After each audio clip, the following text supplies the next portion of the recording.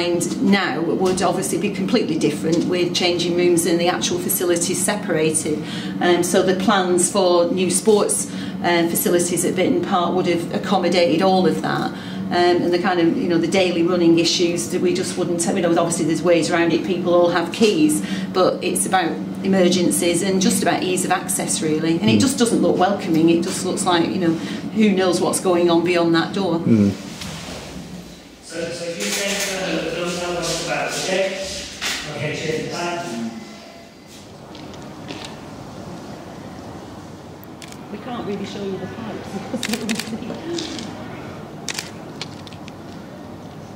We only knew that had started to.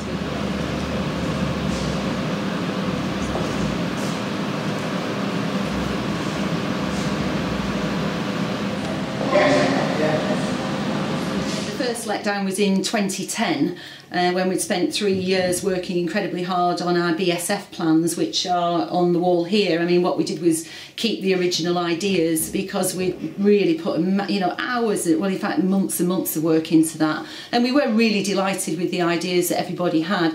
And then that was abandoned in 2010. So in some ways, when I was put into the 261 schools that were the priority school build, I mean, myself and Southampton were delighted, we were really thrilled, and we knew it was a genuine inclusion on the back of the school's need. It did have problems, even though it's not easy to see them, but we had genuine problems which we get over very, very well on a daily basis. But the other thing is, it was to allow successful schools to expand, and we knew that the government's priority would be that outstanding schools should be allowed to educate more students. It does make sense, and they do incredibly well here. So we did restrain some of our planning because we thought we might end up in this position, but I was very hopeful, because up until now there hadn't been a whisper of there being any problems at all.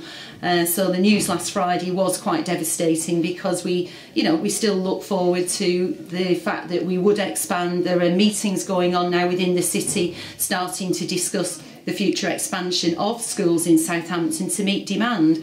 Does that mean that Bitterne Park won't be involved in that? Because unless they build here, we won't be involved, and we will not be able to admit more students, which is particularly tragic when so many families are queuing up to get into this school. I think for some of them, they'll have had a 5-year period, or even 7 years if they're in our sixth form, without having seen all these ideas come to fruition. There are students in year 12 and 13 who were involved in the design teams for building schools for the future in year 7 and 8, and they would have thought, well, that was a waste of time, wasn't it, because we did all this work, really exciting work, and we can't see what difference it's made yet.